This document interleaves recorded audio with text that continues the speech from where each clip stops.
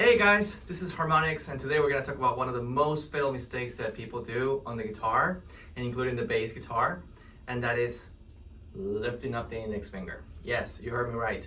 Lifting up the index finger. That is one of the worst mistakes you can ever do. A lot of beginners, when they start playing the guitar, right away what they want to do is just play covers, play solos, play everything. And most people don't realize that it takes a while to actually get to the point where you're learning songs and you're playing solos and you're playing the fun stuff, right? Nobody really wants to do exercises that much because it's really not that much fun, but unfortunately you cannot avoid them. So what do I mean by lifting up the index finger? What do I mean by that? So here's the thing. I'm gonna try to go this angle here. When you're playing a riff, whether it's pentatonic, whatever type of riff, the index finger is a very important part of your left hand because not only it mutes the strings for you, like I mentioned in the previous videos, but it also gives support to your hand along with your thumb, which, by the way, the thumb is definitely going to be another subject. So when I'm playing a riff, you're going to notice that right away when I go down, my index finger is staying as close as possible to the strings. But if I start going out, which a lot of beginners and a lot of actually guitar players do, look at this. This is the wrong way of doing things. The problem with that is that the index finger wants to go up while the ring finger kicks in to help the ring finger press, or it needs even worse with the pinky. Like if I want to do a pinky thing, see, it wants to do that. The problem with that is that you have all this distance that you're going to have to travel again to go back to the next note, and that will hinder your speed. That will be a big problem.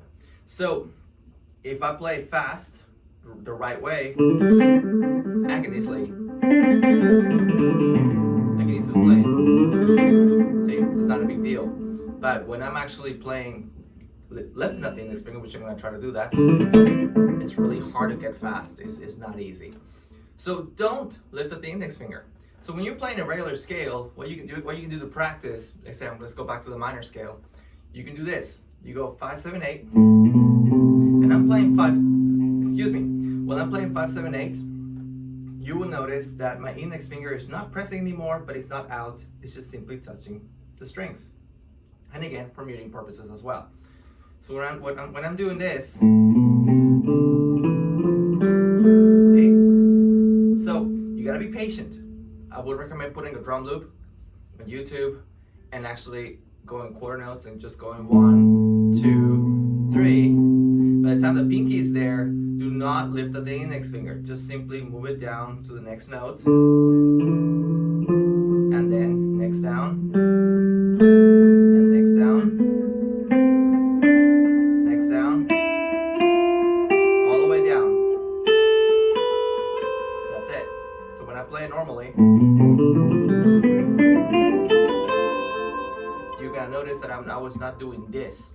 But if I play it like a lot of beginners and a lot of people do, I'm gonna get this sound. And I'm gonna have a hard time getting there. So anyways, guys, pretty much the purpose of this video is to show you that it's not good to lift up the index finger. Just don't.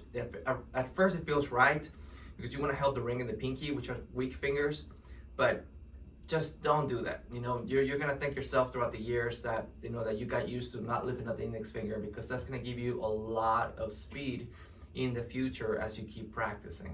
No matter what riff you do, no matter what scales you work on, make sure that your index finger is always touching the strings for you, and you're moving down, and that you're not going out like this, like the drunken monkey technique, which that's another thing we're going to talk about in the next videos. Thank you guys. This is Harmonics. Thanks for watching. Please subscribe, and I'll see you in the next one.